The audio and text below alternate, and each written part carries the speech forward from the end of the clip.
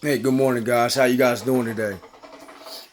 Well, Wednesday morning, a little after 10:30. Want to kind of make another video. Um,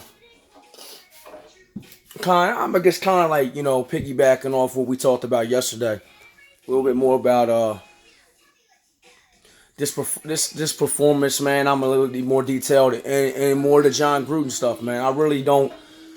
I mean, like I said, let's start with the Jon Gruden thing.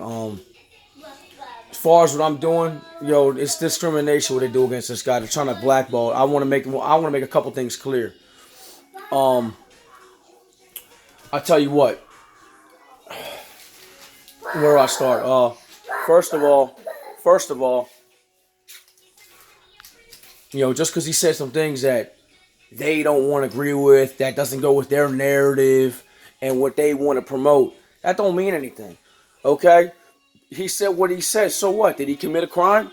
And the people that do commit crimes, what happens? Don't they get second chances to come out of society and make a living?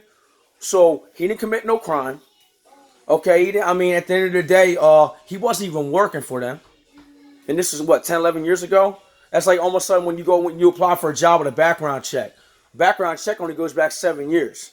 And like you said, it's just like I don't understand any of this, right? So they're trying to but I want people to realize this has not, at the end of the day, the NFL wants you guys to believe that they're against racism, blah blah blah, this like that or whatever. And this is why they press Mark Davis to force him to resign. That's not the case.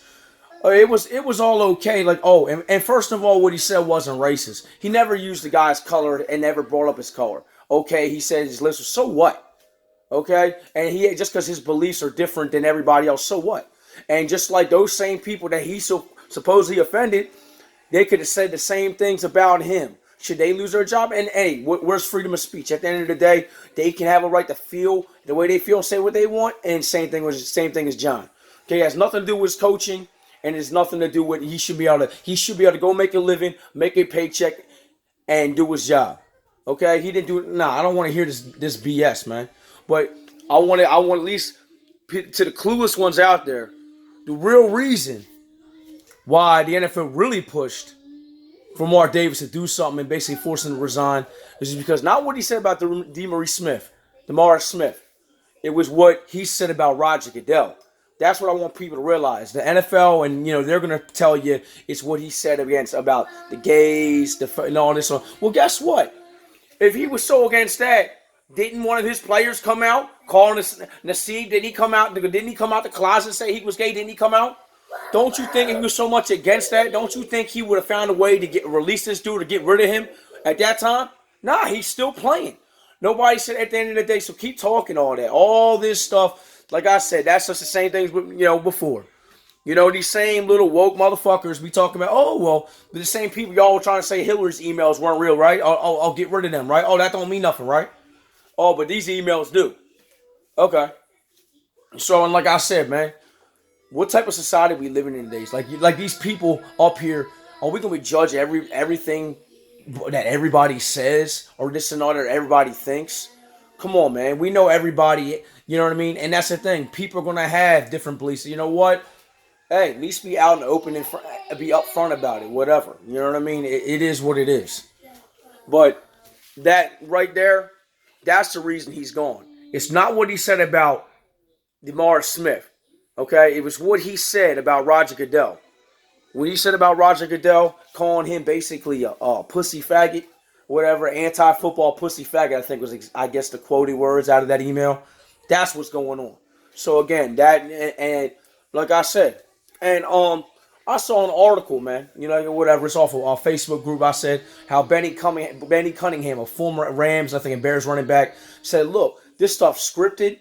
He goes, "It's not really the players and coaches involved, but the NFL officials and the league. And if you look at some of this stuff, it's hard to ignore. You ever watch some of these games, they're so evenly matched. All it takes is a flag at the right time, here or there, to change the outcome of a game. And a lot of these flags, all of a sudden, you can even hear the commentators when you're watching, oh, that was a late flag. Decide when to choose to throw that flag to change the outcome. And Like I said, you go back to that, and we get back to this other point. Basically, Jon Gruden with the things they heard. That's going against everything they're trying. They're. I mean, again, long story short, if you don't think the way they want you to think, say what they want you to say, and do what they want you to do, then they're going to cancel you out, and they're going to stop you from making a way of life. They're going to stop you from making a living. Okay, they're gonna take everything from you, and that's what they're doing to Jon Gruden. They're gonna tarnish the guy's reputation. He'll never be able to be any type of football activity again. And if he is, it's gonna be years down the road. He'll never be able to do anything again. They've just completely ruined the guy. I'm not saying he needs to, but at the same time, that's no different. And they're like, oh, he's a millionaire. I get that, but don't you? That goes on with everyday people as well. If you work for a company, okay, and you have different political views as them, or you just like that, or whatever, that gets out, guess what? You ain't gonna have a job no more. And now all of a sudden you're gonna be on the streets, and now you're fit, and now you can't take care of your family. That's my point. So you don't agree along with again, if you don't do what they tell you to do, you ain't gonna have nothing. So that's what they're doing as far as that. So again, and to me, it was a perfect setup. To me, like I said, that game, you know what? That Monday night game, I'm thinking, I hate to say it because I love football, but you can't ignore it. You can't ignore this. We keep talking about, Lamar Jackson, and they keep going out of the way talking about, well, he can pass. Why do you keep saying that? If he's a quarterback, that's what he's supposed to be doing, right? Who goes out of the way to keep saying, yeah, he can pass? You ever hear about any other quarterback they talk about this? Oh, no. No, because you know what? There's real questions and concerns about that. He's 4 years in. Why are we still talking about this? What? Because a lot of times he's ranked higher in rushing than he is in passing. Whatever. What? Because, you know what I mean? Because, again, but yet, now, they're even telling people, I guarantee you they coach these people on ESPN, when the Monday Night Football, and even the analysts, hey, say this about him. Tell him he can this and all that. I guarantee you they're not allowed to say certain things. They probably ain't even allowed to express criticism of him being able to throw the football at any point in the game.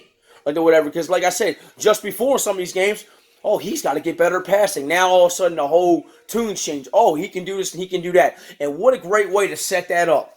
All of a sudden he comes back, throws 400 yards, 4 touchdowns, and he does a passing to silence the naysayers or the detractors of his lack of passing ability, like that or whatever. That's the way to silence. And again, because they're trying to reach a certain demographic, and they're trying to, they're trying to push their little narratives and with their little hidden agenda. And people keep talking, keep politics out of sports.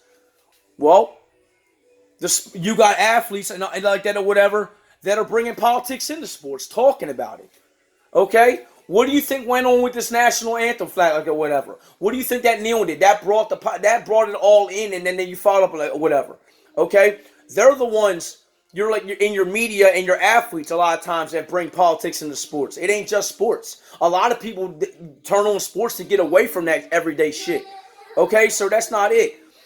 All right, but like I was telling you, at the end of the day, bro, this dude has 40 plus games. 40 plus games. He had one before this game last Monday night. He had one 300-yard passing game. They were without Xavier Rhodes, Rock Ya-Sin, T.J. Carey, and then Isaiah Rodgers, the top 4 cornerbacks on the 5th and 6th cornerback. Okay? So it was a practice squad secondary. They basically played a bend but don't break on defense, zone coverage, keep everything in front of, and that was it. That's the only way the guy moved the football. You saw the first half, it was a different story. And now you want to talk about how he's MVP. He's got a 4-string running back, this and all that. What? Come on, man. Come on. He's not. Come on. He's not anything like they brag him up to be. He's not. He's still a better runner than he is thrower. Okay, he's not a Justin Herbert. He's not a Josh Allen. Not a Patrick Mahomes. They're quarterbacks. Here's the difference between Lamar and those guys I just mentioned. Those guys look to throw first and run second. Lamar looks to run and then run first and throw second. If you ever watch him, if he has pressure, he's already looking to take off.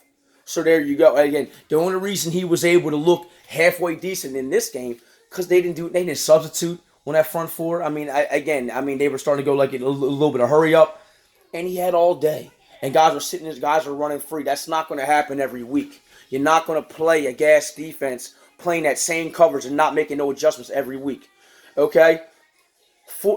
Like I said, 4 years in, there's 4 years in, and we're still talking about this. You don't hear anybody else talking about, oh, well, he can throw a football. Oh, he's a quarterback. Oh, he's a running back. Again, at the end of the day, you know what it is. He's a better runner than he is a thrower of the ball. That's it. The other guys you're not saying that about. Like example, look at Josh Allen on Sunday night against Kansas City. He threw the ball right, but there was times where they called the little zone read and he also ran it. But it's the opposite way around. He's still throwing to set up the run, not running to set up the throw. He's a quarterback. He's a quarterback first. Run the ball second. Again, he chooses to pass. He can run, but he also can run when he has to. He runs when he needs to, not because that's all he can do. So, like I said, and at the end of the day, regular season games don't mean squat. Yeah, it means you gotta win them. But when the playoffs get ramped up, the intensity gets ramped up. The game plan changes, not week to week. They can game plan against that. It brings your best ball out of you. And you've seen what the guy did in the playoffs. He's lucky to even get that one win. Lucky to even get that one win. I mean, come on. He didn't really. He had one run. Again, So other than that, man, and then you talk about, oh, well, what other quarterbacks done this? Well, I tell you what, Ben came, like I said yesterday, Ben came back from this team 24-7 in the fourth quarter last year, 24-7, no problem. And same defense. He even had a game against them where he was 40 or 49, 522 yards and 6 touchdowns. Over, you know what I mean? So there you go. That's the one thing where, their defensive scheme sucks. Okay, whatever. If they can't get pressure with that front four, they're toast. Because that zone's not going to hold up. And that's what happened in the second half. And but again, it overshadows how bad their defense looks. And and then at the end of the day, that blanket shit was hurt. And Frank Reich played for field goals instead of playing to win the game. 3rd and 10, run the ball up the middle instead of trying to throw for a first down and try to control the clock and try to end up winning the game. That was the difference in the game. But if people really think, this guy's come on. This guy's a real, guy's doing nothing. This team could be 1-4 right now. But, let them brag it all up. Let them talk all they want. It is what it is. He's not. And like I said, if you want the proof, go back to week 1. They didn't run no zone read. I told him, I said, you got to do what the guy's successful at. At the end of the day, they changed the whole offense. Well, that tells you right there. Why did they change the whole offense? If he's a real quarterback and run a pro-style offense, why did you change the whole offense? Wasn't Joe Flacco the quarterback before him? So why did they have to change the offense if he's a real quarterback? Makes no sense, right? Exactly. And the reason why Greg Roman didn't really pull that string, because he already saw how this story turns out once. Okay? Colin Kaepernick set the world on fire. That's the difference. Colin Kaepernick made a Super Bowl. Won playoff games multiple times. Whatever. This guy ain't barely done that. Whatever like that. And guess what? They said, we're going to go more to a conventional offense. We're going to phase out the zone read or do less of it. And we're going to drop you back in shotgun 3-4 wide. And then you do more of those things. And what happened? The dude's never done nothing else. He froze up. And whatever, and he completely crumbled. He regressed and ultimately crumbled and ultimately is out of the league. Not because of all the kneeling shit. Look, before all that stuff happened, he got beat out. He regressed to a point to where they had no choice but to bench him for backup journeyman bums like Blake Gabbert. So again, they didn't want that for Lamar. That's what they're trying to avoid. And they actually tried a conventional offense week 1. And he failed miserably. Okay, he looked like garbage. Sack, he fumbled the ball, and that's another thing. He's constantly fumbling the football. Constantly. Nobody's bringing that up. He can't hold on to the ball. Like you said, he already can run for so long. And they can't just drop back and have this guy run a conventional offense. And to me, I wouldn't. If that's on quarter, you're going to have to constantly incorporate that because, again, he's still the best running back you got. He's still the best guy in the open field with the ball in his hands. I'm not taking anything away from the guy. The guy's I mean, the guy's a hell of an athlete. Definitely. I mean, he's definitely usually the best athlete on the field when he steps on the field.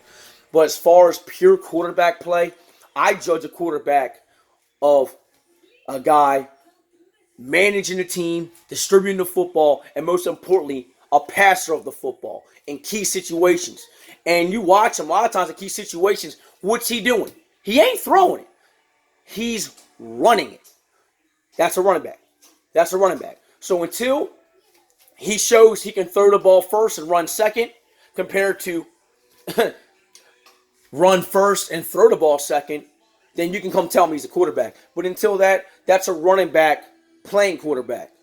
But like I said, that's okay. He's going to get paid like a quarterback. But until then, don't compare him to these other guys. We'll see, and we'll see 10 years down the road. You can come back and we can see 10 years down the road where he's at. See 10 years down the road. We'll see what he does in the playoffs when he can't do nothing else. When people stop that zone read, you're not going to be able to, and you're not going to have guys running wide open. You're going to have all day. It's not going to last, man. It's not going to last. He's nowhere near any of those guys I named. And like I said, I'll say it again. I said this a couple years ago before Josh Allen even broke out. I said Josh Allen's better than this guy. And then, you still got people that think this dude's better than Josh Allen. Where? Where is he better than Josh Allen at? He can't throw the football better than Josh Allen. He got a stronger arm than Josh Allen. Josh Allen's bigger. He's more durable. Just an all-around better player. Again, what are you going to say? Oh, yeah, of course, he can run the ball better. Well, guess what? Yeah, he might be faster. But Josh Allen can run the ball effectively when he needs to. Josh Allen basically runs the ball when he needs to, not because he has to. That's the difference. Josh Allen looks to throw first, run second. Lamar looks to throw second and run first. That's the difference, and that's why he's labeled what he's labeled. There's a reason stereotypes, because there's truth to it. So that's my video on it, like that, whatever. And I fully support Jon Gruden, whatever. And my only thing is, man, you say what you say. The only thing I say about that is, man, yeah, again, if you feel sorry that he offended people, but at the same time, if you believe in certain things or whatever and you don't agree, that's you. Don't back off of it. Don't back off, because, you know what I mean? That's the one I'm tired of, this soft-ass society, man, and this cancel culture. If you have beliefs and stuff like that, they're going to get to the point to where if you're a Christian and then now the whole society condemns that, what now? You should apologize for that? Apologize for being a Christian? Nah, man. Stand strong and firm on your beliefs, man. That's what real men do. Stop cowering down. That's what I call a coward. Fucking stand up for what the fuck you believe in, man. I'm sorry for this rant, but I got to get this off my chest, man. Hope y'all have a great day. I'll see you on the next one.